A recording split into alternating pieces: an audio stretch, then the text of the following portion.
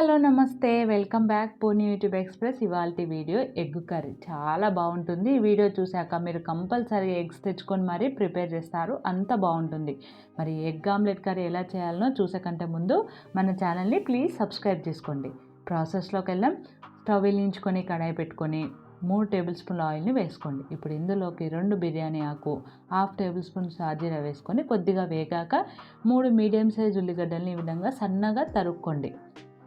మీ దగ్గర vegetable chopper ఉంటే దాంతో కానీ, లేకపోతే మిక్సీ జార్లోకి వేసుకొని ఒక రౌండ్ తిప్పుకోండి. ఇప్పుడు దీన్ని ఆయిల్లోకి వేసుకొని ఒకసారి కలుపుకొని ఉల్లిగడ్డ ముక్కలు అనేది సాఫ్ట్గా ఫ్రై చేసుకోవాలి. ఇవి ఫ్రై అయ్యేలోపు మనం మిక్సీ పట్టుకుందాము. ఇప్పుడు ఒక మిక్సీ జార్లోకి 2 మీడియం సైజు టమాటోల్ని ఈ విధంగా పెద్ద ముక్కలాగా కట్ చేసుకొని వేసుకోండి. అలాగే 5 నిమిషాల ముందుగా నేను 2 టేబుల్ స్పూన్ల జీడిపప్పును నానబెట్టుకొని పెట్టుకున్నాను. దీన్ని కూడా మిక్సీ జార్లోకి వేసుకోండి. మొత్తం మిక్సీ జార్లోకి వేసుకొని మూత పెట్టుకొని మెత్తని పేస్ట్ లాగా మిక్సీ పట్టుకోండి. మీకు అవసరమైతే కొద్దిగా వాటర్ కూడా వేసుకొని మిక్సీ పట్టుకోండి. ఈ విధంగా మిక్సీ పట్టుకొని పక్కకు పెట్టుకోండి. ఈలోపు మన ఉల్లిగడ్డ ముక్కలు చూడండి మొత్తం ఫ్రై అయిపోయినాయి కదా. బాగా వేగితేనే కూర టేస్ట్ అనేది బాగుంటుంది. ఈ విధంగా సాఫ్ట్గా ఫ్రై అయిపోయిన తర్వాత ఇందులోకి 1 టేబుల్ స్పూన్ అల్లం వెల్లుల్లి పేస్టు, 1/2 టేబుల్ స్పూన్ పసుపు వేసుకొని కలుపుకోండి. అల్లం వెల్లుల్లి పేస్ట్ పచ్చివాసన పోయేంత వరకు ఫ్రై చేసుకోవాలి. ఈ విధంగా అల్లం వెల్లుల్లి పేస్ట్ పచ్చివాసన పోయిన తర్వాత ఇందులోకి రుచికి తగినంతగా ఉప్పు, 1.5 టేబుల్ స్పూన్ల కారము, 1/2 టేబుల్ స్పూన్ ధనియాల పొడి వేసుకొని కలుపుకోండి. స్టవ్ అనేది ఇప్పుడు లో ఫ్లేమ్లో పెట్టుకోండి, లేదంటే కారం మాడిపోతుంది. మీకు గనక కారం మాడిపోతూ ఉంటే కొద్దిగా వాటర్ వేసుకోండి. ఇది 1 నిమిషం ఫ్రై చేసుకోండి. ఇది 1 నిమిషం ఫ్రై అయ్యాక ఇందులోకి మనం మిక్సీ పట్టుకున్న టమాటో ప్యూరీ ఉంది కదా, దాన్ని కూడా వేసుకోండి. వేసుకొని కలుపుకోండి. ఈ విధంగా కలుపుకొని స్టవ్ని లో టు మీడియం ఫ్లేమ్లో పెట్టుకొని మూత పెట్టుకొని ఆయిల్ అనేది పైకి తేలేంత వరకు మధ్య మధ్యలో కలుపుతూ ఫ్రై చేసుకోవాలి. లేదంటే కూర అడుగంటిపోతుంది, అడుగు మాడిపోతుంది. కాబట్టి మధ్య మధ్యలో ఈ విధంగా కలుపుకుంటూ ఫ్రై చేసుకోండి. ఇప్పుడు మూత తీసి చూపిస్తున్నాను చూడండి, ఆయిల్ ఇలా పైకి వచ్చింది కదా. ఇప్పుడు మరోసారి దీన్ని కలుపుకోండి.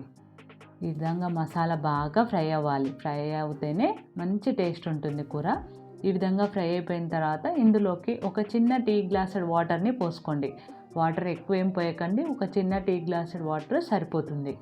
పోసుకొని మొత్తం ఒకసారి కలుపుకొని దీంట్లో నుంచి కూడా ఆయిల్ సపరేట్ అయ్యేంత వరకు ఫ్రై చేసుకోవాలి. చూడండి ఆయిల్ పైకి వచ్చింది కదా.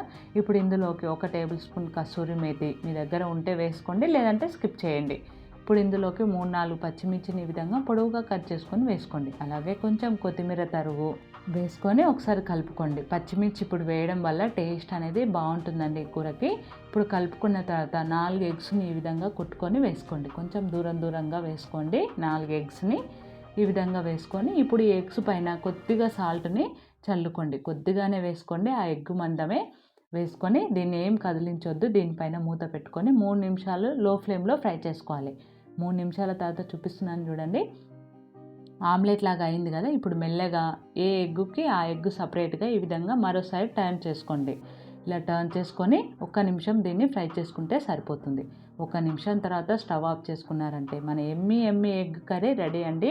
చాలా బాగుంటుంది. చపాతీలో కానీ, అన్నంలో కానీ, ఎందులోకైనా బాగుంటుంది. మరొకసారి మీరు కూడా ట్రై చేసి ఎలా వచ్చిందో నాకు కామెంట్ చేయండి. మరి ఈ వీడియో మీకు నచ్చితే లైక్ చేయండి, షేర్ చేయండి, సబ్స్క్రైబ్ చేయడం మర్చిపోకండి. Thanks for watching.